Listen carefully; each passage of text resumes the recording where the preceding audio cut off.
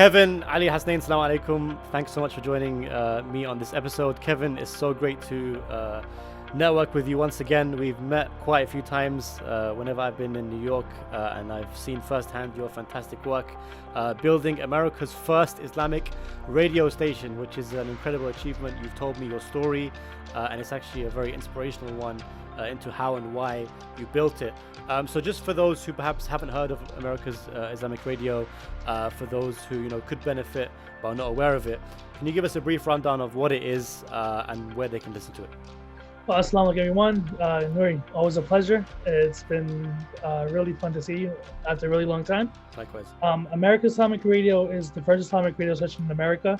Alhamdulillah, we've been around for about 2 years now, and slowly but surely, alhamdulillah, we're on Facebook, we're on social media, we're on the app Mixlr. You can find us everywhere. Just type in America's Islamic Radio. We're basically the first one that comes up. And what's what kind of content do you guys share? The question is, what content don't we share? Good answer. Yeah, basically, we do a lot. We have my own show called Shakil and Company, where I basically interview local Muslims and non-Muslims alike we basically highlight them, exactly what they're doing, the kind of good work that's going on. We talk about politics, what's going on, who should we be voting for, what kind of issues are pertaining to the Muslim community. Something that's very hot right now is the boycott for France. We're actually going to be in front of the French consulate tomorrow to see what's going on with that. We also have a lot of Islamic content as well. We have Sheikh Mikael, who does Quran Tafsir in English. We also have Sheikh Ibadwali, who's our scholarly person here, and basically any kind of Islamic questions we basically run through him. We also just had a beautiful Muharram coverage with Sheikh Fayaz Jaffer from NYU. He was live for the first 10 days of Muharram and got a lot of heat for that, but alhamdulillah. And which we'll talk about later, inshallah. Oh yeah, for sure. We also have Unscripted with Maria and Hannah. They're two Muslim girls who are highlighting experiences that they go through, being Muslim in America. And then last but not least, but our one of the best shows we have is Building Bridges of Peace with Vilma Habiba. Her show is dedicated towards the Hispanic Muslims and non-Muslims alike. So she basically interviews people who converted to Islam. Nice. Reverted to Islam in Spanish, because a lot of Hispanics who are turning to Islam, and they're telling their stories about, the issues that they went through with their family, and talking about how, tips and tricks on how you can work with your family and still be a Muslim. You can still be Latino and Latina, but still be Muslim. It doesn't, separate the two. It basically goes hand in hand together. So a lot of people will ask the question when they hear about the fact that you've established a radio station. And I remember I asked you this question, when we met. Given the fact that I asked you a lot of questions, this was one of them. Given the fact that we're in an age where internet and TV itself is dying. Everything's on the internet. We're in an age of streaming. One would think that the last thing that anyone would want to create right now is a radio station.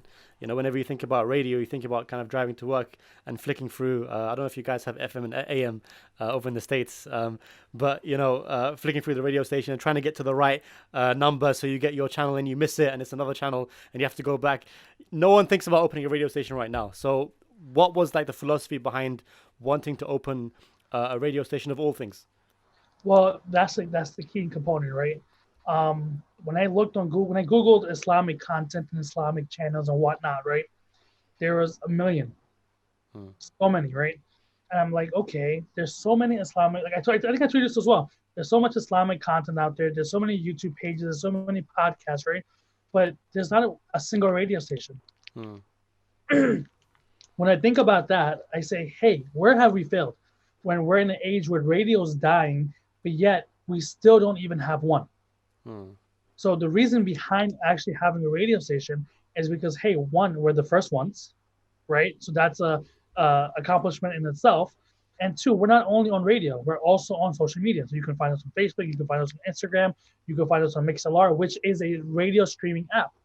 We're also in development of our own app right now, where even though, let's say you don't live in New York, you don't live in the States, you could be anywhere in the world and you can follow America's Islamic Radio. Nice. So your intention behind it. So your intention behind the station is basically to amplify the Muslim American voice and identity, right? 100%. Basically, Muslims in America, right? What do we have, right, that we can call our own?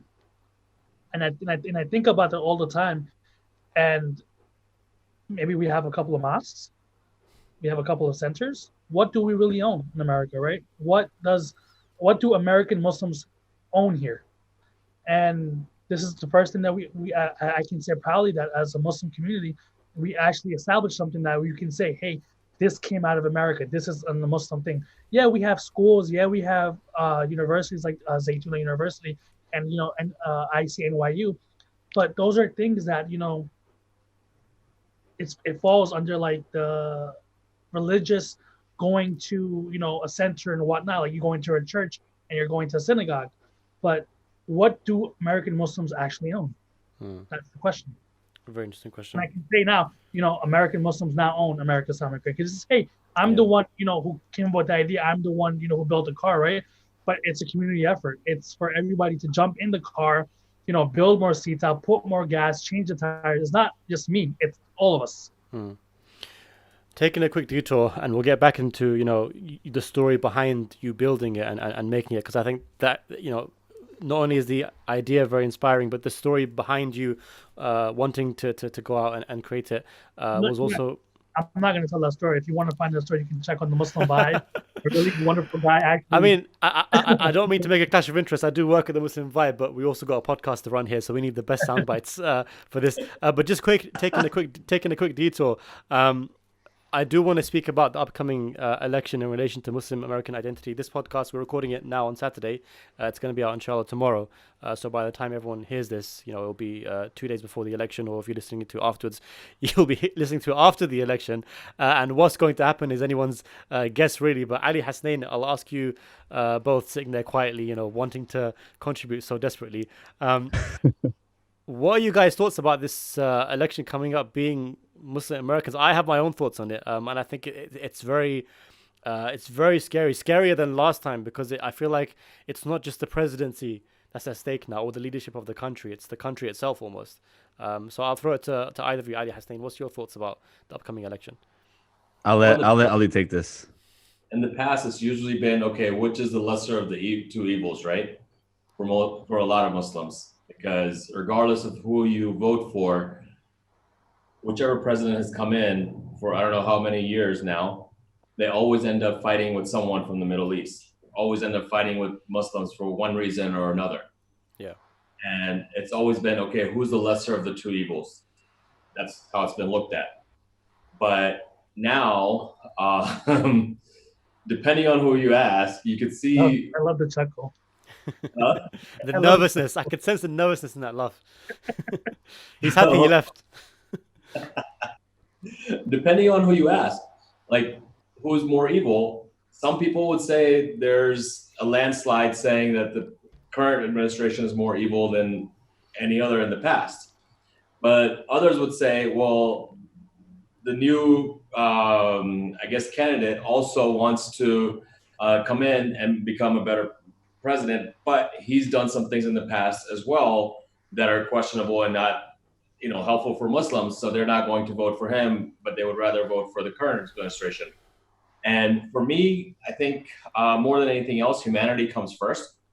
And a lot of people vote because of one issue. They're called one-issue voters, you guys know. And majority of the people just care for money and about the market and how it's doing. And you'll stand smiling right now. Business minded. I got a few things to say after all this done. Don't worry. So if you look at it from that perspective, yeah, you want to keep the current administration in power. But but has Trump actually been good for business? Because I feel like that's I hear it a lot, but I don't know the actual legitimacy of that statement. Not Trump himself, but typically, apparently, Republican governments are meant to be better for businesses. Or am I just off the mark there? I think with what Trump has done, looking at how the economy has fared, I think in that sense, it is better right now than it has been. Let me jump in for that. Let me take it. Let me take over from here. Even though I'm not for him, looking at it objectively from that sense, I think he's done pretty well. But as far as a leader, never. I would never vote for him. All right. So in regards to Trump's policy with COVID destroying the market, you have to understand that the stimulus package that the Trump administration set out for the US was the biggest stimulus package ever given to the people. So, from somebody who, and I don't know if the viewers know this, my full-time job, I work in finance. I kind of keep that a secret, but I work in finance. So it's been the biggest stimulus package given, right? Now we can sit here and say, well, the stimulus package was crap because if you make over a certain amount, you don't get anything, right? If you make less than a certain amount, this is what you get. But the fact that the administration stepped in to give a stimulus package, it speaks to a lot, right? The market tanked because of COVID, but it kind of like came back up, and then now we have a rocky market, and the market is simply dictating because the elections is in the air. The markets are going to stimulate once the market is going to price in who the winner is. So don't take this from me. I'm going to say something, but don't quote me on it. I believe the markets are pricing in a Biden win. So once the markets price in, the economy is going to stabilize. Why? Especially if the markets apparently thrived under Trump. It's not that it's thriving under Trump. It's the tax plans. It's the plans that each individual person is going to implement, right? For example, if you make over 400K, it's going to go back 39% tax under Biden, right? So Wall Street, the reason why it's choppy is because each side has different views on what they want to do. So once Wall Street can price in, oh, it's a landslide win for Biden or it's a landslide win for Trump, they can already price in how the economy is going to run in the future because the market is forward looking. It's not looking backwards. Does that make sense? Okay, kind of, yeah. It's gone over my head, yeah. But I kind of get what you're saying. But the thing is, like... I'm sorry. Go ahead. So basically, we're talking about finance in the market, right? But what we're not talking about is how there's 200,000 deaths in the U.S. already because of COVID. And how when we talk about the president and administration, right, where people were talking about money, money, money, but we're not talking about the fact that lives have been lost. 200,000 families have been affected. And I think just by hearing that alone, we shouldn't be, listen, I'm not going to sit here and endorse a candidate, Biden. But what I'm trying to say is that what we need to look at as in this country right now, right? Yes, this election is not only for taxes or tax breaks and money. This election right now basically depends on how the U.S. is going to act on this pandemic that we're in. Because, listen, cases are going back up again. I think today, report came out, it was 90,000 cases just in the U.S. alone. And this is the first it's been this high since March. Yep. So, election is coming up in the next couple of days. And I think people should be looking at who we should be voting for, not for money, not for, infrastructure and whatnot, which is really, really important as well. But we should be looking who will keep us safe as Americans, right? We spend so much money on infrastructure. We spend so much money on foreign policy and whatnot, but yet we're not trying to spend any money on keeping Americans safe. And not just keeping Americans safe, but also what's happening with the children that are still lost and they can't find their parents because they were caged. 598 kids. Yeah, and then that's insane. I was talking to somebody in Astoria before I left, and I was like, "Listen, this is what's going on. This is what he's doing." And the person said, "Well, this is the first time, other presidents have been doing similar things in the past." So I was like, okay, so does that make it okay? And if that's the case and you knew that, why didn't you speak up about it? I think, when I asked the question, and I asked it from the perspective of you guys being American Muslims, the reason I asked that is because, and the reason I say that this election is so uncertain is because no matter who wins, thereafter, we're not sure what the aftermath is going to be. So, for example, let's say Trump wins, for example, then obviously he's going to empower, racists beyond what we can imagine because now he's got a second term of power. And even if he loses, depending on by how much of a margin he loses, there is the genuine concern of America descending into civil war. You know, just saying that sounds crazy and silly, but there's no doubt about it. So, in my opinion, it's already begun with what's been happening at the protests and these kind of, you know, armed militants who are coming in and killing protesters as an act of power and then walking away kind of unscathed. So from that perspective, like, what's your thoughts on, you know, the aftermath of the election and how America itself will change after that? Not from a financial perspective and not even from a perspective of, okay, this guy's evil, we need to get him out, but the way America itself will change going forward. I'll throw it out there to whoever wants to answer it. I think that as Americans, especially living in New York, there's a saying that, you know, we have to be New York tough, right? And I think Americans as a whole, in this whole beautiful nation that we are in, I think that we're hopeful and we're very optimistic, even though this is not going to age well when Trump wins and someone listens to it on Wednesday. Well, no, it is what it is, right? The good thing is I'm not around. I'll be okay. That's what I'm saying. The thing is, let's say Trump does win, right, and he wins the electoral college and whatnot. That's our democracy. This is our reality, right? We have to have faith in the system that our founding fathers made. We have a constitution that we follow, and if somehow he wins, right? We have to look at it that way. But I mean, I'm hopeful. I'm really hoping that Biden does win, because there's two concerns that I have personally. Because one is that this guy doesn't listen to scientists at all. He denies climate change, which is very important. He basically denies a mask mandate, right? I mean, this is an individual who actually got COVID, received the top care in the world, recovered from it in 3 days. 3 days, and then he's still attending rallies with no mask. I've actually forgotten that he got COVID. That's how crazy this is. I didn't even remember. That was an insane story. Hasnain, sorry, Kevin. Sorry, Karen. All right, go ahead, then. Hasnain, what's your? No, sorry, Kevin. I didn't want to cut you off. I think you're good. Yeah, Kevin, you were good, man. You're good, bro. You're good. Okay, Hasnain, what's your thoughts? I forgot the question, man, because Kevin went off on a rant. What's your thoughts on how the aftermath will look and you know, and how you feel about it? Are you scared? So me, I'm not scared. But the aftermath of the election, I think it's going to be a little ugly. I'm going to take the opposite view of Kevin. I think that if Trump wins, it's going to get uglier in regards to protests, in regards to people, you know, the resistant movement, everything like that. If Biden wins, then you're going to have the opposite end starting their resistance, you know. It's going to be a tit for tat game. So I think that it's going to be ugly either way. Fingers are going to be pointed. This is going to happen. I am not scared for myself. I mean, I can handle my situation, but I think it's going to get uglier. But what do you have a gun at home? Hasnain? No, I don't have. Yeah, right here.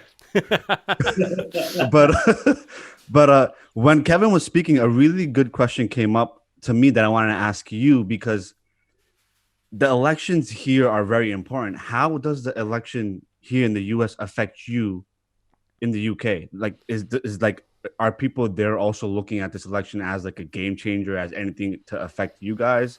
Because that's something that crossed my mind. I mean, the thing is, I think one thing we need to remember always, and I think Americans tend to forget this, because as we know, Americans live in a bubble, right? They don't know what's happening outside of America. They don't know what's happening in the UK, who's leading, what's going on. But the thing is with America is it's a world leader, like it or not. That is what it is. It sets a standard, right? And the moment Trump came into power, like, that changed the game with whatever could happen. So, you know, you had things changing all over the world. You had Brazil electing a far-right president. You had a lot of far-right marches all over Europe. And, you know, even here you saw a rise of, you know, people coming out who are openly racist, openly white supremacist. So he changed the world. He didn't just change America. And I know before the Trump election, we had the Brexit vote, which was kind of showing that the pendulum was swinging that way anyway. People were going toward that kind of rhetoric of, you know, taking their country back and, you know, keeping the immigrants out. And that whole, you know, scare tactic that people fall into. So I think with this election, it definitely... it will definitely impact the world for sure, because right now I feel like if for me there's like a number of outcomes that can happen. Number one, let's say Trump wins, white supremacism and racism is further empowered, you know, all over the world. You know, people, we cannot forget that people who are white supremacists and racists will see that as an empowerment on their end. They'll feel like their existence is further justified, and the things they carry out are further justified. That's one. Second thing is, I think one thing that really concerns me, and I say this genuinely, is that if Trump loses and America does descend into a civil war, which I can honestly, again, like, it sounds crazy, but with everything that's been happening this year, I don't, nothing will really surprise me right now. If that does happen, and God forbid, America, not in terms of like the America that you live in, you guys will be safe, inshallah, but in terms of like, the power of America disintegrates, that will give rise to other world powers across the world, India, China, stuff like that as well, which again, happens all the time. So it will definitely affect not just us, but the entire world. It won't affect me here living at home, but in terms of the politics of the world and the way things are shaped, the moment Trump came into power, everything changed. It's almost as if the facade, number one, the facade of Western politics changed, kind of like revealed itself, and number two, it showed that anyone can come into power, whether they're even if they're openly racist and openly fascist, which I think is scary. So yeah, I definitely think it will affect us. But Ali is someone who got out of the game just at the right time. For those of you who don't know, Ali has moved to Colombia. So before we carry on, Ali, what's Colombia like? Tell the audience. They're striving to know how your life has changed since you moved to Colombia. Wow, where do I start? Colombia is definitely different, and I love it here. The weather is amazing. It's typically 75, 80 degrees every day. It's rainy season now, so usually once a day or twice a day it rains, but for most part it's nice and sunny. Nice. Coffee's amazing. Food is wonderful. Really. Oh, you have that Colombian coffee like just down the road, right? You guys, growing up, you go over there, just cut it out, and just put it straight in your cup. Nice. That's my favorite. Hey, we need an endorsement brand for that, by the way. Nice. They gotta pay us. You gotta pay for the endorsement now. Pay us royalties. I went and bought like all colors of it. Like I think there were like 7 or 8 different colors. I wanted to try them all. Nice. But anyway, it's really awesome here. I like it. And having left, sorry to cut you off, and having left America, like looking back now, looking north toward your old home, what's your concerns when it comes to the election coming up? It's different coming out and looking at it from an outside perspective. And I was just thinking about this the other day about how even our democracy is so flawed. It's not like a real democracy. And now with Trump being able to take advantage of that and making some changes, it's made it to where it can easily turn into a dictatorship. Yeah. And I think if he gets another 4 years, it's going to go that route. So you're happy you fled before it kicked off? Well, that's not the reason I fled, but let's make sure we say the right thing here. Kevin. But I'm glad that I'm not there right now because we're potentially 3 days away from a civil war. God forbid. Kevin. I have hope. No, inshallah. We'll have hope. And the thing is, even if, God forbid, things do look bad, I think Kevin's perspective is very important. You always look at the bright side, always look toward faith and hope and the fact that you can help change your situation. And which is something you wanted to do when you founded America's Islamic Radio. So I want to get back into that. And the reason, Kevin, I want you to tell your story of how you built it is because I want people who are listening to be inspired to kind of do their own sacrifice their own time for the cause of Islam, essentially. So tell us about the story. If we can start off right at the beginning, you're at IBM, right? You got your great job. Tell us the story of how you went from that to moving back down to Long Island and opening the radio station. It all started the day I was born. I'm joking. Well, yeah. So basically, I had a great job. I had my daughter, my firstborn. She was actually 2 at the time, if I'm not mistaken. And we were basically taking a stroll through the park, and some guy spat in our way. And I was like, "What are you doing, bro? Like, you know what I mean?" And he was like, "Go back to your country, towelhead." I don't want to get into specifics, right? And that was the last straw for me. I basically left. I picked up, said, "I'm giving my 2 weeks. I'm out of here." And I come back to Long Island. I start my own IT company down here, and I'm looking for an office space. And I run into who is now my partner, Louis Mendez, They were actually building out the studio here in Manila for his own radio station, lbonradio.com. And I was like, oh, this is pretty cool. Maybe one day I can actually, use your studio for some Islamic stuff, some Islamic content here and there. And it's okay, cool. Why not? Anytime. Doors are always open for you, right? So I'm thinking about that, and then having a dream. I'm doing Hajj, and I'm in Ihram, and everybody around me is wearing regular clothing. And the people around me I know are not Muslim because they're my everyday people. And I'm like, hey, what's going on? This is when you start doubting your faith. Like, hey, am I doing something wrong? Yeah, I pray my namazes, I pray my salahs, and I do my zakat, and I try to be the best Muslim I can. But when you see that kind of thing, you get scared. Like, hey, is something lacking? Is something wrong? I'm a type of person where I go to Saudi Arabia 4 times a year for Umrah and whatnot. So I'm like, hey, am I doing something wrong? So I spoke to an Islamic teacher, principal, and I told him my dream. He goes, what are you doing for Islam? I said, what do you mean, bro? Like, sorry, exactly what I said. What do you mean, bro? What do you mean, what am I doing for Islam? He goes, what are you doing? I'm like, I'm not doing anything. I'm praying my namazes. I'm, reading the Quran. I'm going to work, trying to make a living. And he goes, what are you planning on doing for Islam? And that's what got me. I was like, this guy inside of my head right now? Like, did he see my dreams? And I was like, I have an idea. He goes, what's your idea? And I was like, I'm thinking about starting maybe in a radio station, an Islamic radio station. He goes, do it. And that's when I took a step back. I'm like, what do you mean do it? Like, why? Right? You struggle inside a little bit, like, why? And he was like, this is your calling. Allah's telling you to do this. I'm like, what do you mean Allah's telling me to do this? Like, that doesn't make any sense to me, right? He goes, when Prophet Ibrahim alayhi salam built the Kaaba, right? He made the dua that Allah accepted from me. And he said that who will come here? We're in the middle of a desert. There's nothing here. Who would come? I'm building this, but who would come? And Allah told him that just make the call and I'll take care of it. So he goes, this is the same kind of situation for you. Just do it. I was like, okay, I'll do it. So I went home. I spoke to my dad. And my dad was like, okay. And then he was, just do much like get advice from people here and there, right? Yeah. About it. So I spoke to a lot of individuals in the Muslim community. I'm like, hey, what do you guys think about this? Maybe we can do it together. Because I'm a type of person where I like doing things with people, right? And they were like, in Urdu, tera damag theek hai? Like, are you out of your mind? Is your mind okay? I'm like, what do you mean? Because, dude, you're going to be on like an FBI watch list. You're going to bring attention to yourself that you don't want to bring. What are you doing? And when you think about it, you're like, yeah, why am I bringing attention to myself? No reason. You know what I mean? I'm not doing anything wrong. I live a simple life. I'm trying to, build an IT company. And I'm like, I don't know, man. I was very, like to say, dabadol, right? Like, in the middle. So I went to who's my partner now, Lewis's house, right? We were sitting outside his house. I'm like, hey, this happened. Nobody wants to support it. I don't know if it's a good idea. And he looked at me, dead in my eye. He goes, Kev, is this your dream? I was like, yeah. He goes, then do it. And I was like, bro, but how? Like, I can't do it myself. He goes, yo, I'm here to support you. Whatever you need, bro, I have you. That's amazing. And I'm looking at it. I'm talking to Muslims about this, and they're like, no.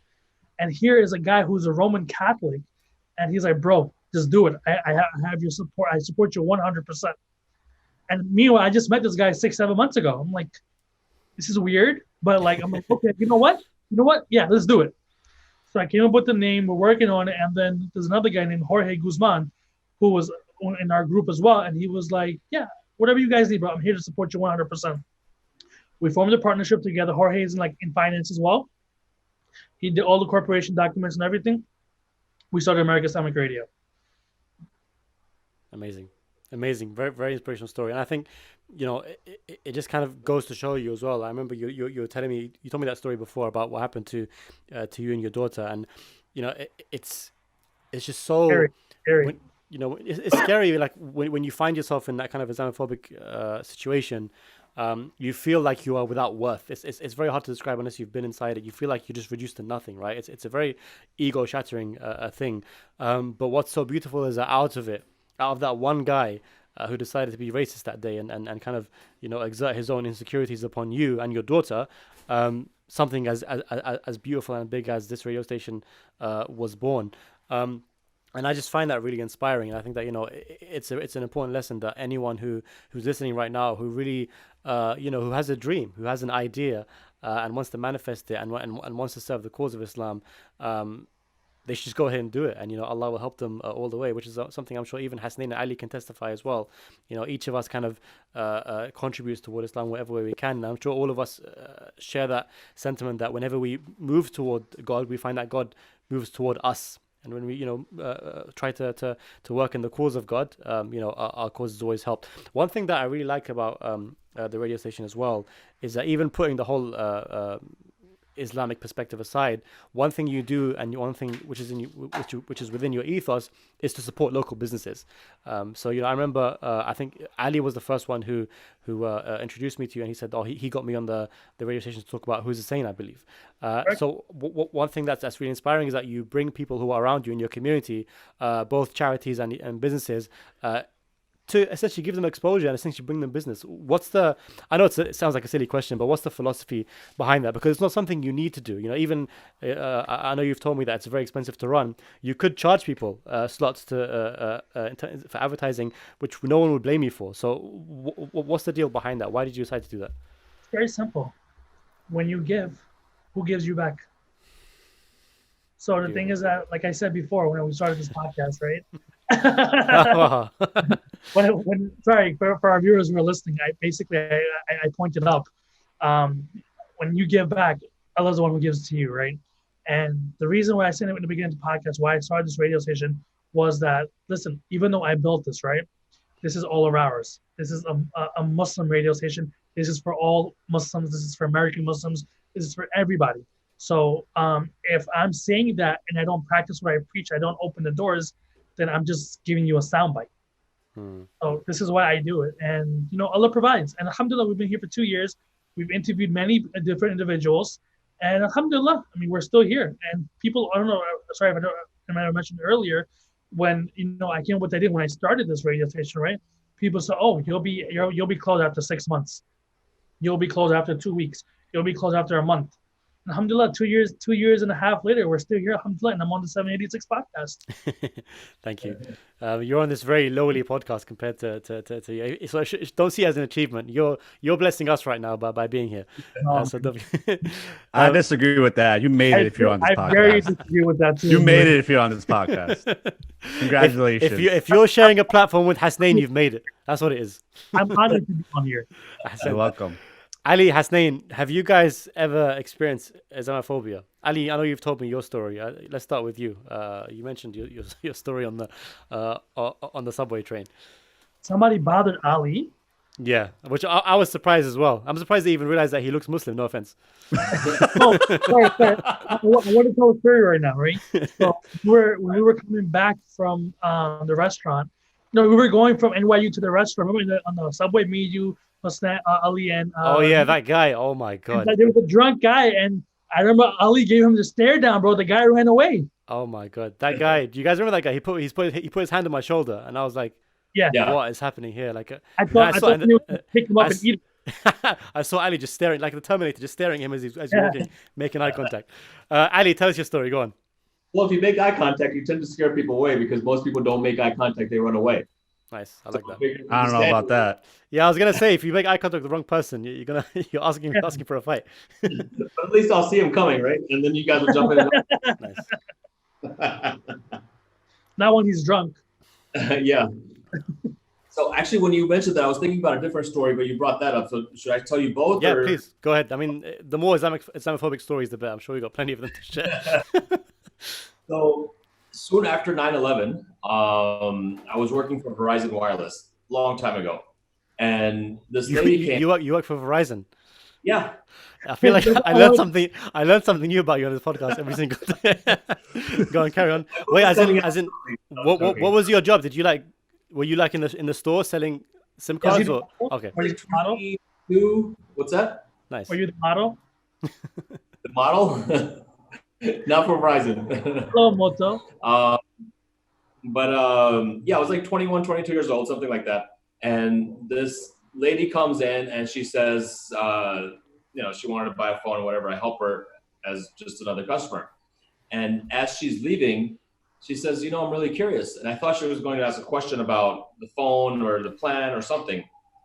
And she says to me, And keep in mind, this area is very well, like majority, like 85% of the people in this area have PhDs and above, right? So this is not where you would expect this to happen. She says, I was curious. And I said to her about, okay, what are you curious about? And she says, well, are you related to Osama? Wow. Wow.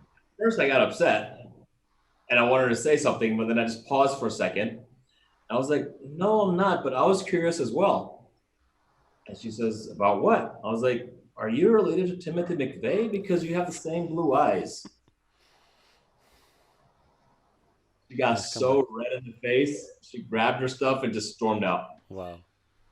But that was that. I think what's so interesting about those kind of situations is that it's not like something escalates. Someone actually comes up to you and wants to just kind of like attack you, and I feel like that's just essentially, you know, someone going through a bad day, or, you know, having got some sort of issue in their life, and the only way they can vent is by going to someone else and just trying to upset them. So, you know, the one way to counter that is to not be upset, essentially, and react with love, which is what you did, right? And what was the second story? So the second story was a subway one. I was on the train in New York City heading home, and I had my computer bag. I was leaving for work, so I was dressed professionally, I guess. And this guy just randomly starts saying, hey, what do you have in your bag? Open it, let me see it. This is right around when Trump was running. I think maybe he had on, or maybe right before then. And I'm sitting there going, what the hell is this guy saying? Like, I'm on the subway in New York City. This is not something I would expect here. And he's like, let me see that. You guys blow things up. Maybe you have something in there that you're going to blow things up with. And I'm just like, how in the world am I supposed to react to this guy? So I get very loud and I'm like, oh, wow, that's a great idea. You think that's what I'm going to do here? And I start saying it loudly so everybody can hear what he's saying. So then eventually he felt embarrassed and just put his head down. But the thing is, this guy, he wasn't a white American. He was, I think, either like some sort of either Mexican or some Hispanic background, and his English wasn't even well. It was broken English. Yeah, that's crazy. How did it make you feel? It's not a silly question, but how did it make you feel genuinely? One, I was really surprised that it was happening in New York City and it was happening to me. And then two, I did get a little upset to begin with, but then I calmed myself down within seconds. I was like, okay, if I just get upset and start yelling and screaming, this is going to be on YouTube, and it's going to be one of those videos that you're going to Muslim man shuts down racist. One of those viral videos. I remember twice I've experienced Islamophobia in America. Once in Dearborn, I was just walking down the road, and then a guy, I guess it's more racism than Islamophobia, just drove past me and called me the N-word, and then just drove past. And it's so weird because, like, it's just, you know, it's like someone takes their time to attack you and you just feel so like I don't think there's any difference between being called out like that and someone just taking a swing at you and walking away, because you feel the blow and you don't know how to react, right? The second time was a bit more confusing. I went to a 7-Eleven. I was in California at the time, and I asked them to use their restroom or something. Have I told you the story, Hasnain? Is that why you're laughing? All right. Just 7-Eleven. You're starting the story 7-Eleven, right? 7-Eleven. Like, Yeah, I mean, it was an Indian-owned 7-Eleven, right? No, okay. It was 7-Eleven. This reminds me of the story I want to tell after this. Okay, cool. So anyway, so I used the bathroom. I bought some water, and I was having a conversation with the guy, and he looks at me. He goes, "Oh, you from India?" I was like, "No, Pakistan." And literally, he goes like that, and just like. And he made me feel like I didn't know how to. I was like, "What do you want me to say to that?" Like, for those listening, he basically just like stuttered and put his head down, and started shaking his head. And it's like, "What do you like? How do I process that? Do you want me to apologize for being born as a Pakistani? Like, I can't control that. You know, it is kind of who I am." And I think those kind of situations are just so annoying and frustrating, because when you think back to it, you think about, you know, what you should have replied and how you should have put people like that in their place, but you're just so like flabbergasted that you kind of walk out and just don't know how to respond, you know. So I think, you know, it's really horrible. Ali, what was your third story? So I remember I was in college, and a few of us took a road trip down to Oklahoma. There was some sort of conference going on. Okay. And that was your first mistake. Okay, carry on. yeah. So it was a Persian friend of mine, a black friend of mine, and where's Zengyat from? He's from Indonesia. An Indonesian friend of mine and myself. So the four of us decided to go take a trip. Everything was fine. Everything went well. On our way back, we stopped off before we started to head on the road to get some gas and get some snacks. And we're inside the gas station getting some snacks, and I see a cop car pull up. It's in Ada, Oklahoma. And I see it, and I'm like, didn't think much of it. Just thought that he was coming to get some gas, or not gas, but like something to eat or drink. Then I hear the phone ring, and the guy picks up the phone, the attendant, and he says, yeah, so far they're okay. Wow. I was like, wow. Like, had he already called them when he saw us getting out of the car to come in to where the police officers showing up and calling in to see what's going on? Yeah. Those gas stops in the middle of nowhere are the worst ones. I remember I was driving back from Chicago to Detroit, and nothing happened to me, but like I must have stopped in a very racist area. You know those rest stops where it's like the toilets have like graffiti on the doors that say, you know, racist thing about black people and Islamophobic things, and just the way people were staring at me, like even like going to the cashier, like she was staring at me with a death glare, just because of the fact that my skin was not white. Like it was basically Trump. I was in the middle of Trump country, in the thick of it, and even without doing anything, you're looked at with hatred. You're looked at as if they want you to die, you know. And it's just it's crazy as to trying to process where that comes from. Hasnain, how do we overcome Islamophobia and racism? All right. I feel like you have the answers, so I'm gonna throw this at you. So how do we overcome Islamophobia? So for me, I'll be completely honest with you. No filter. I'm very confrontational. So if you're gonna surprising, come at shocking, me, yeah. If like you don't say. That's the reason why, like, you guys have stories of like racism happen to you. Wow. I don't have any because I don't play games. But I will say this: the only time I've ever felt racism, like somebody being racist towards me was, you know, as we get older and as we make more money and as we can get the finer things in life. I felt it when I went to like really upscale restaurants. I felt it when I walk into like a Louis Vuitton. I felt it when I walk into a Dior store, right? Because they look at me and then like the service is different. That's kind of where I feel it. But I've never had like a confrontation. Really? Like somebody so you feel it in higher end places, as in Yeah, what they look at you like you shouldn't be there, or? Yeah, definitely. Like for example, I'll be honest with you. So I walk into a Dior. As all good stories start. In Beverly Hills, and it's just like there's other people there, right? And obviously, I look around and it seems like I'm the only person of color there. I'm buying a pair of shoes, and it takes the lady like a good 20 to 30 minutes to like get to me, and she's helping everybody else like pay for stuff and like get out. And I keep asking her, I'm like, hey, I'm ready to leave. I'm ready to pay. And she keeps reminding me, oh, just FYI, this is this amount. This is this amount. Are you okay with this amount?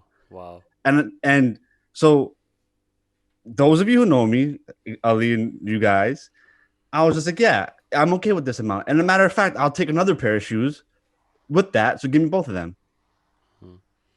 And she was like, okay, that's what you want. Then I paid and I left and that was that. But you know, that's where I feel it. I feel it when I go to like these nice restaurants because I want to treat myself. You know? No, as in you don't have to justify why you go to the restaurant. Yeah. I mean, no one's judging you. I'm over here balling on a budget. You know, like I can afford one bougie restaurant every 6 months. Then I'm gonna go every 6 months. No one's judging you, but I just think it's so interesting that you find it there because I feel like when you're in those kind of environments, I would guess. I mean, maybe America is different, but like, you know, people are more educated, more learned because they You'd be surprised. You'd be surprised. That is very interesting. That is very interesting. Yeah. I don't think it makes much of a difference. Yeah. That is very interesting. Kevin, I want to move on to representation of various kinds of Muslims on the radio station. I think this is quite a heavy conversation. But before we get into the whole Sunni and Shia stuff, just generally when it comes to Muslim representation, I need some water for this one. generally when it comes to Muslim representation, how important do you feel Muslim representation to you is on the station? So, for example, I remember you mentioned that the scholar that you have in the station, for example, is not is a Riva, Hispanic, right? If I'm not mistaken. So you have like various different types of Muslims of various different types of backgrounds, cultures, and I would even perhaps say religiosity. It's not like everyone has to be extremely religious or an imam to be on your station. How important do you feel Muslim representation is on the radio station? It's very important. And when you think about Muslims, right, the first thing you think in your mind is, or for me, myself, right, I think of my upbringing, right? I see a Pakistani imam, long beard, and whatnot.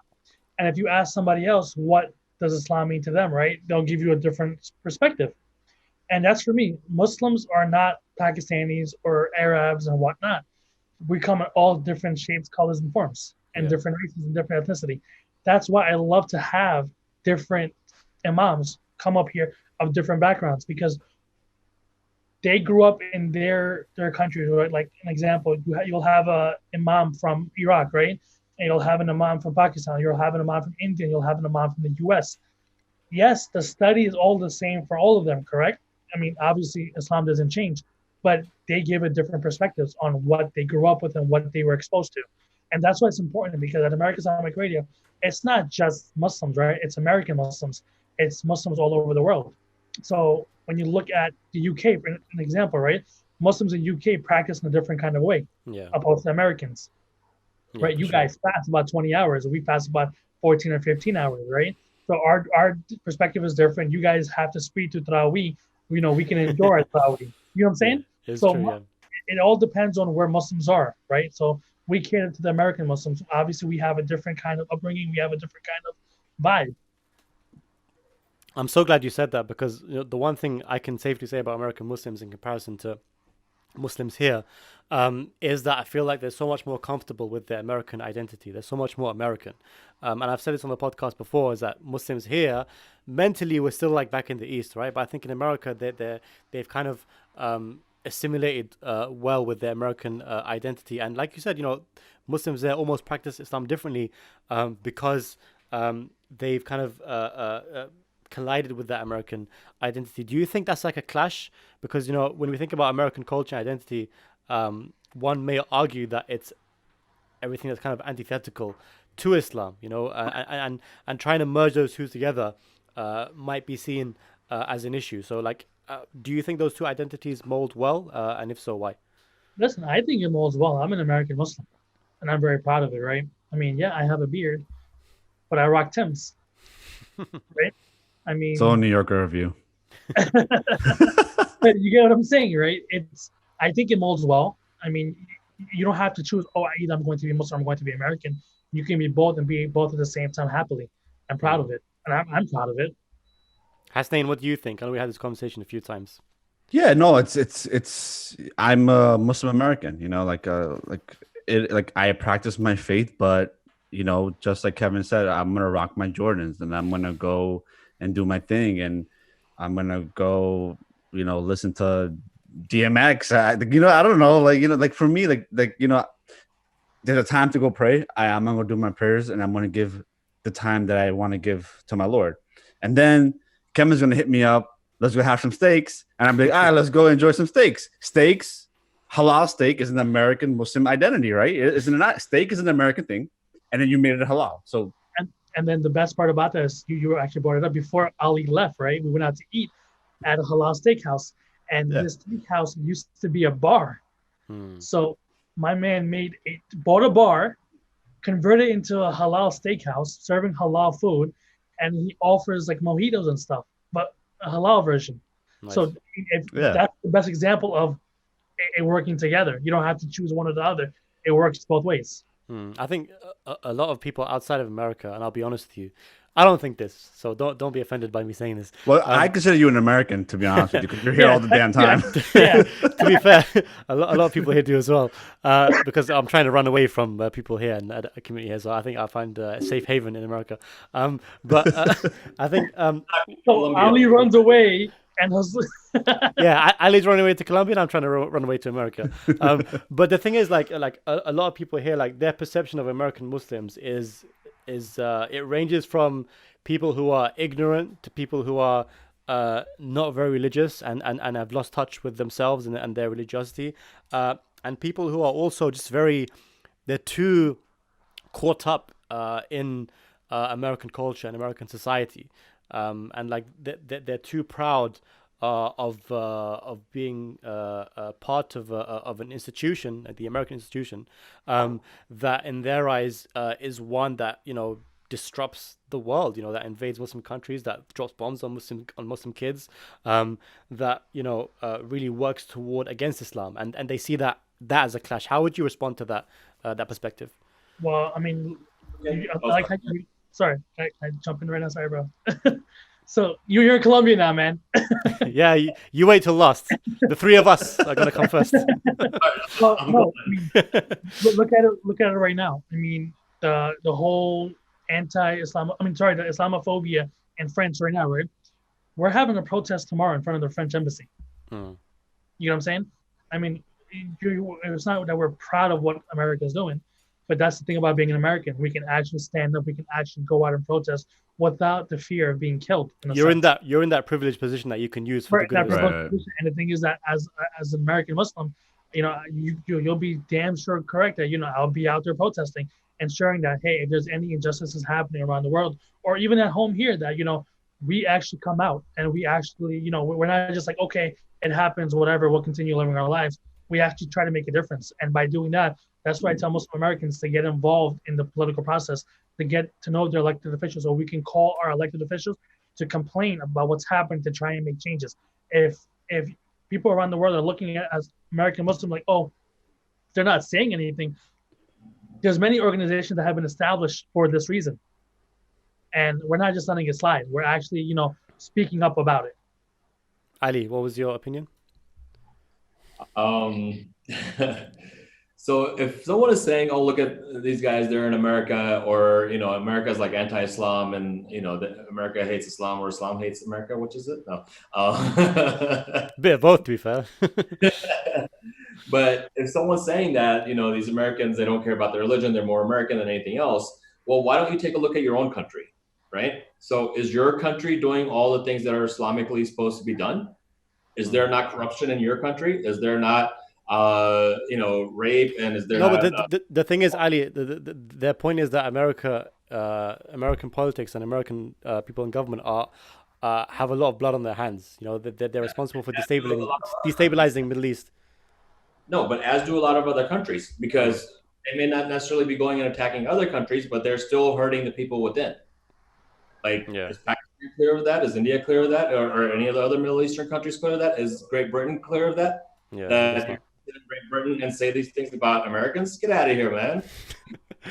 Hasnain. I think you could come back to New York, brother. Now. Come back to America now? Yeah. You're allowed back in.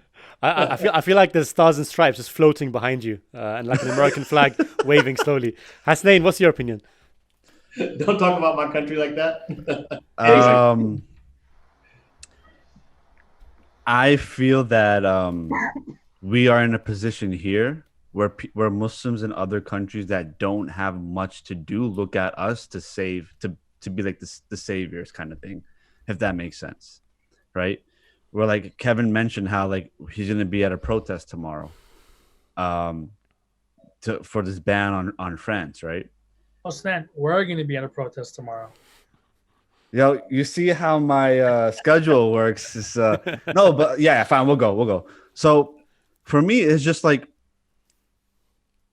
the Muslims in France, right? They're in a very tough position. So, like you mentioned earlier, America is like the superpower. So what we do here has a ripple effect.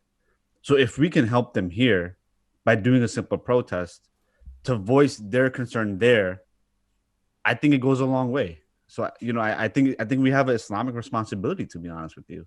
Hmm. It goes back to the whole conversation from the beginning till now. Like election, I think election as a Muslim is an Islamic responsibility for you to go and vote for what you think is the best. Hmm. For us to speak up against injustice for what's happening in France, and not even just France, China as well. Let's not forget about what's happening there as well. Yeah. A good conversation I had with a friend the other day is that it's amazing how all of a sudden hashtags, Instagram, everything banned all these French products. And I'll be honest with you, the whole Dior story, I look back and I was like, damn, man, I bought some Dior stuff and like that was on the ban list. Oh well. But a conversation I had with a friend of mine, which is like, it's interesting like how everybody's pushing this ban France thing, but why not ban China products too for what they're doing? Yeah. And it was a really great conversation because I sat there and I was just like, it's insane to ban Chinese products because everything is made in China. Yeah. But then the first thing that came to my mind was the whole Trump issue with China about how like it's not a fair trade. So that's kind of where my mind works. But I think we have an Islamic responsibility. Hmm. It's very It's interesting. upon I us. think one thing that's also very different about American Muslims, and just kind of shifting the conversation as we kind of wrap up to the heaviest portion of the topic, which is Sunni and Shia relations. I feel like there is less of a divide between Sunnis and Shias in America than there are in the UK. And one thing I'll definitely say, like wholeheartedly, Kevin, like on this generally comes from the heart. I have so much respect for Sunnis who are in a position of some sort of privilege and power, like yourself, who have like their own kind of media enterprises, who go out of their way to say, I'm going to include Shias in this. So, for example, another example of someone who I respect a lot, who I mentioned to both of you, Ali and Hasnain, is Imam Khalid Latif, because, as I've said before, there's nothing to stop him from saying that, hey, I'm not going to facilitate Shia programs in my mosque. I don't need to do that, there's no one who would ever speak to him differently about it. But he goes out of his way to make sure not only that Shias can have their space, which is one thing, but to facilitate Shia programming on Thursdays, to facilitate, which he has every week, or to facilitate our Muharram program. So Kevin, what was your reasoning behind choosing to facilitate that? And you mentioned as well, you got some backlash for doing Muharram programs. Why go out of your way to facilitate that space? Because, like I said, no one would have thought any. I don't think anyone would have thought any less of you for choosing not to. Well, there's two reasons, right? I'll give you a little bit of background, right? My dad does insurance, right? And his partner is actually Shia, Okay. right? And what's interesting to me is that obviously my dad started this business when I was 12 or 13 years old. Obviously, and we would meet his partner. His partner was a Shia Pakistani, so we would go to family functions together. You know what I mean, and whatnot. Basically, he became like an uncle to me, right?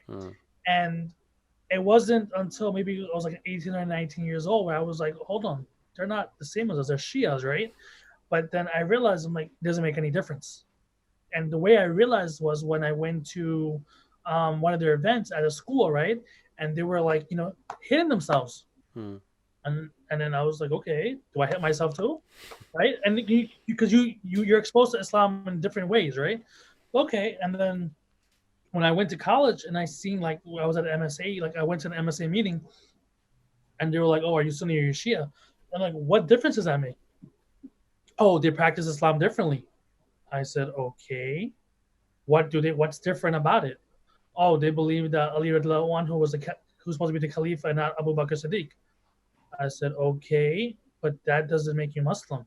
What makes you Muslim is La ilaha illallah Muhammad Rasulullah. Bear witness there's no God but Allah, and the Prophet Muhammad sallallahu alaihi wasallam is his last and final messenger. I said, that's what makes you Muslim, not about who was the Khalifa afterwards. So that was the first real introduction to the Sunni-Shia divide, right? And learning more about it, I see more similarities than differences, right? I mean, obviously there's some who cursed the Prophet Prophet's companions, right? And that's a big no-no for me, right? So and I found out was that not all Shias do that. There's a small percentage of people who do that, as well as there's a small percentage of Sunnis who do bad stuff as well. So if you only look at the bad, we're going to just continue looking at the bad. So you have to look at what's similar and not what's different. And I had this conversation with my wife when my wife actually reverted to Islam, right? because she was, researching about Islam as well. She goes, "What's the Sunni and Shia thing? Are we Sunni? Are we Shia?" I said, "Babe, we're not neither. We're Muslim." And when you give that example that, hey, we're Muslim at the end of the day, it doesn't matter. And you I teach my kids that, look, you're a Muslim, you're a Muslim, you're a Muslim, right? If we instill that into each other, and we stop basically segregating ourselves within each other, I think we'll get along and we'll do great. Yeah. And another thing I told my wife was, I said that, babe, if somebody is going to be racist towards you because you're Muslim, right? They're not going to say, hey, are you Sunni or are you Shia? They're going to discriminate you against because you're Muslim. Yeah. So if Muslims, as a Sunni or a Shia, we start discriminating amongst ourselves, we're no different than the person discriminating us against us. Yeah.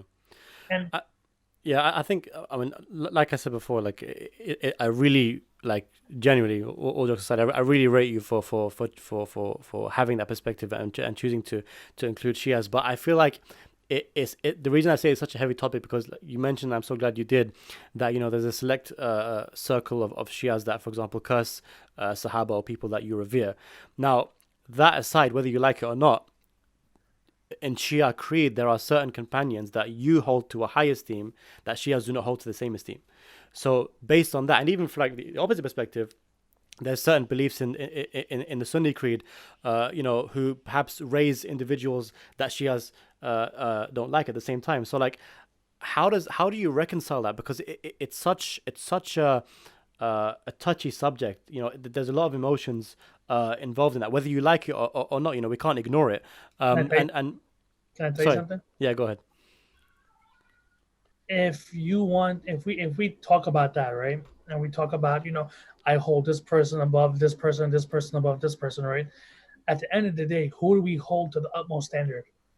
Our Prophet sallallahu alaihi wasallam. Who are we worshiping? Allah subhanahu wa ta'ala, right? At the end of the day, I mean, I like Hasnain, I like Ali. Maybe I don't like you, Nouri, right? But I can imagine Ali and Hasnain love you. You know what I mean? Yeah. That doesn't give me the right to not be on this podcast because I don't like you. Yeah. At the end of the day, we have to get along, right? Especially in a time like this where we're all falling apart. Yeah. And the best example I can give people right now, right, is that there's an America's Islamic Radio, right, that one of the owners is not Muslim, and he believes in Islam more than the Muslims did. You know what I mean? When we were starting this, he believed in it more than everyday Muslims. You think he knows what Sunni or Shia is? Of course he understands now. Yeah. But if we look at it as, I'm not going to talk to him, or I'm going to not like him, bro, there's a person who's a founder of American Islamic Radio who's not Muslim, who believed in this more than Muslims did. Beautiful. We're having a conversation about what right now again? Inspiring. Ali, Hasnain, what's your perspectives? And the reason I'm so interested in both you guys as well is because, I had a experience of my own growing up, but you guys grew up in Idara Ja'fariya, Khoi, very, very Shia spaces, right? Very, you had your Muharrams and your Jashns, that's all you knew. And now you guys attend ICNYU, where you're exposed to Sunnis all around you. And I had that experience as well the first time I came to ICNYU. And even going back further, when I first started working at the Muslim Vibe, I was working with Sunnis day in and day out.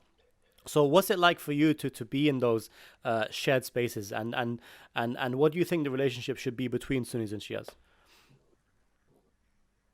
Hasnain, that's for you. Hasnain, you go first. So one thing that's been very effective for me, because I have many Sunni friends, I have many Sufi friends, I have many friends who are Muslims, but they classify themselves however they want to. It comes down to history. It comes down to explaining what happened and why, for like our history, right? A lot of my Sunni friends always ask me, they're like, why do you believe what you believe? And I always tell them, I'm like, read the history, read the history books, read your side of the history and our side of the history. And if you have any questions, I can clear them. I think it starts there. I think it starts, okay, now I see why these guys having a conversation, basically. Yeah. So like a lot of my friends, they are educated in the history. They understand, like, okay, after the Prophet, this happened, and then this happened, and then Karbala happened, and then so on and so forth. And then there's some questions in between. It's like it's kind of like a agree to disagree. Like, you know what I mean? Like, okay, like I had a friend, he understood why we do certain things, right? He's like, oh, it makes sense to me. I understand it. But we can agree to disagree. And I was like, yeah, absolutely. But he now knows, like he understands, and he was like, oh, this clarifies a lot of things for me. You know? I think it's that experience of speaking to a living, Yeah. breathing Sunni or Shia in front of you that really changes your perspective on things. Yeah, because the thing is, if you walk in with the open mind, if you walk in with the open mind and be like, okay, here's what we believe, here's what you believe, here's the disconnect. Okay, cool. We have a little disconnect. That's fine. If we can clear things out, we can clear things out. That's kind of how it is, and that's how it's always been with a lot of my friends, and not even just Muslims. Like, my coworker is, he's a Christian. He always, asks me questions. Recently my brother-in-law passed away. And I texted him because he's my coworker. I was like, hey, I'm gonna be out of the office. And then a few days later, he sent his condolences, and he was just like, if you don't mind me asking, like, how does the funeral procession work and this that. And I was telling him about it, and he was like, it's fascinating because we have something similar in the Christian tradition as well too. So like back to what Kevin says, like think about the commonalities rather than the differences. That's kind of how my coworker sees it as well. And then for him, it's just like that curiosity builds. Like, okay, let me ask this now. Why? Oh, this is really cool. This is correlation to what we do. This is really interesting. And that opens up the heart. That opens up love, unity, all that stuff. Yeah. But it starts with you sitting down. Again, I'm confrontational, but when it comes to stuff like this, I can hold back a little bit, and it comes down to just sitting down and be like, hey guys, like what's your thought on it? What's your opinion on it? Okay, cool. Here's my thought. Here's my opinion on it, and this is kind of where I derived my thought and opinion from. Yeah, I think that whole thing is very interesting because even like from my perspective, my journey was like I used to work at Ahl Bayt TV. And most of my friends, if not all of them, back then definitely all of them were Shia. So like all I knew was Shias, even though the fact that I had Sunni family, we didn't really speak about religion whenever we kind of met up. So when it came to my friend circles, all I knew was Shiism. But then when I was forced to work at the Muslim Vibe, not forced to, when I chose to work at the Muslim Vibe, I was not forced. Are you being held against your will? No, I'm good. Sorry, I misspoke. When I chose out of my own free will. There's a subtle message there. No, when I chose to work at the Muslim Vibe, and I was forced to work with Sunnis on every day, and forced to like expose, forced to like as in like you're forced in that environment, right? So now you're working with people who are different than you, who have different beliefs than you, and even then, like my online presence and platform, when it started to collate audiences that were not just Shia but also Sunni, I have to think about the way I'm communicating now my message. I have to think about the way I'm writing my poetry, right? Because it now has to be different than just communicating to someone who knows exactly what the history is, but making it more broad so that everyone who's on your platform can appreciate it. On my Twitter, for example, I have not just non-Shia, I have non-Muslims that follow me, and I tweet about the poetry about the Ahl Bayt all the time. So now that I've got activists and journalists following me, I have to think about, okay, how are they going to register this? So I have to change the dialogue and the way it's spoken, and that ultimately improves me as a person as well, and hopefully gets the essence of the message, which is the love of the Ahl Bayt, which is a shared commonality between all of us, right, to these people, right, and communicate in that way. Ali, what about you? Sorry, Kevin. I have a question for you. So when you came here, right, and we met, right, why did you tell me how famous you were? I did not tell you how famous I was. You asked me. Why didn't you tell me how famous you were? Why didn't I? Oh, why didn't I? Idea. I had no idea. I'm not someone that I don't feel comfortable saying. I had no idea. I was just like, okay, you seem like a really chill guy. Yeah, and then I found out like 3 or 4 months later, I'm like, yo, this guy's like everywhere.